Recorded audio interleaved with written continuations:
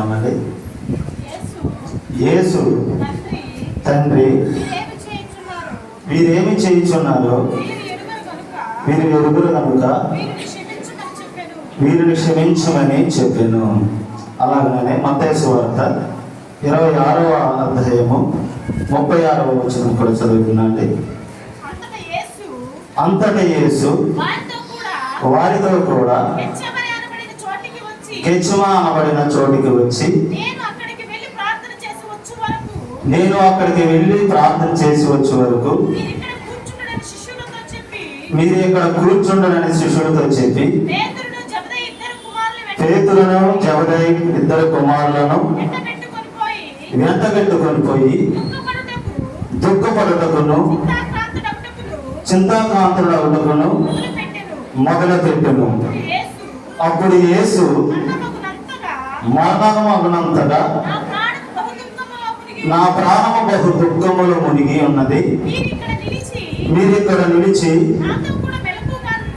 నాతో కూడా వెలుగుగా ఉన్నాడని వారితో చెప్పి కొంత దూరం వెళ్ళి సాగిలపడి, నా తండ్రి సాధ్యమైతే ఈ గిన్నె నా యొద్ద నుండి తొలగిపోనిమ్ము, అయినను నా ఇష్ట ప్రకారం కాదు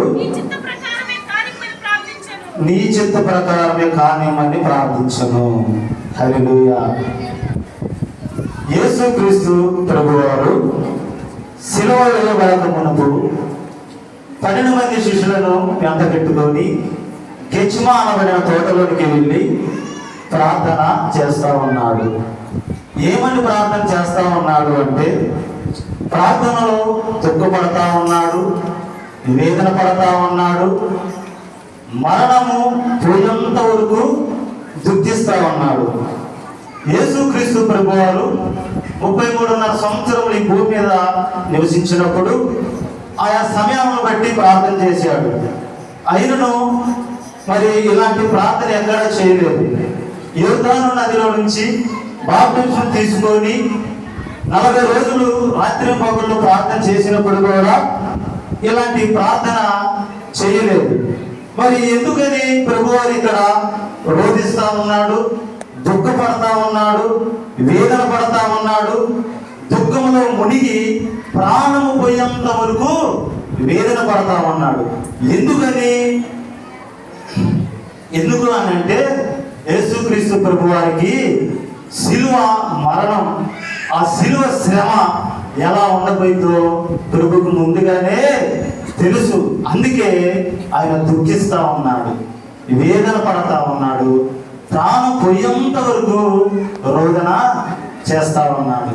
అలా 3 సార్లు రాత్రంతా కూడా ప్రార్థన చేసి, ఇంకా సమయము ఆసన్నమైనది, అన్ని జనులకు అప్పగించబడతా ఉన్నాను, లేండి వెళదామని 12 మంది శిష్యులను వెంట పెట్టుకొని వెళ్ళే ప్రయాణంలోనే ఆ తోటలోనే ప్రభు వారిని పట్టుకున్నారు.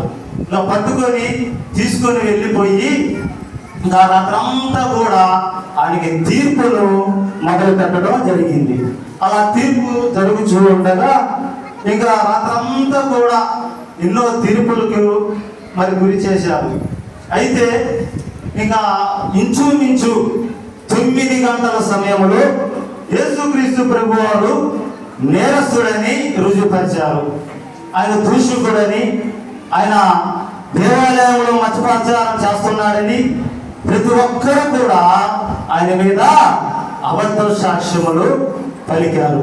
అందుకు 9 గంటలకు యేసు ప్రభువారిని ఒక దూషినిగా, ఒక దోషిగా నిలబెట్టి శిలువకు అప్పగించారు.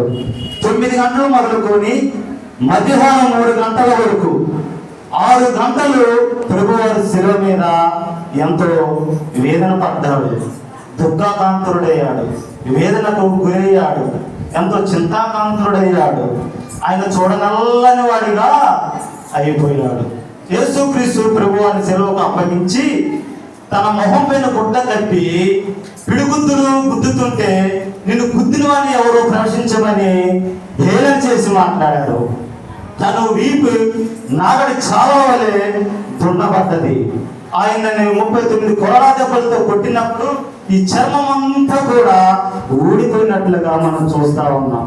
యెరూషలేము వీధుల్లో నుంచి ఆయన రక్తమంతా కూడా ఏరులై పారిపోతా ఉంది. ఎక్కడ చూసినా గాయాలు, అవమానపరిచాడు, దూషించాడు, హేళన చేశాడు, అబద్ధికులుగా మాట్లాడి ఆయనని సిలువకు అప్పగించాము. యెరూషలేము వీధుల్లో నుంచి ఆ గొల్గొతా అనబడిన స్థలం వరకు మొదలైనటువంటి శిలువలను మోసుకుంటూ ఆయన ఆ గొల్గొతాకి చేరుకున్నాడు. ఆ శిలువ మరణంలో ఆయన 3 మేకుల మధ్యలో వేలాడుతూ పలికినటువంటి మొట్టమొదటి మాట, తండ్రి మీరేమి చేయుచున్నారో మీరు ఎరుగరు కనుక వీరిని క్షమించుము. దేవునికి స్తోత్రం. హల్లెలూయా. ప్రభు రక్తంలో కడగబడినటువంటి మనము, ప్రభు జీవితంలో నివసిస్తున్నటువంటి మనము, లోక ఆశల్లో విడిచిపెట్టి ప్రభు రక్తంలో జీవిస్తూ ప్రభు మార్గంలో ఉన్నటువంటి మనము మన సహోదరుల పట్ల మనం ఎలా ఉన్నాం? యేసుక్రీస్తు ప్రభువారు శిలువ మీద ఎంతగానో వేదన పడ్డప్పటికీ కూడా తనను నిందించి అవమానించిన వారు, గుద్దిన వారిని, కొట్టిన వారిని, అపహాసించి మాట్లాడిన వారిని, ఎంతో ఇతని శిలువకు పాత్రులని అప్పగించినటువంటి ప్రతి నోరులను కూడా శిలువ మీద ఆయన క్షమించాడే.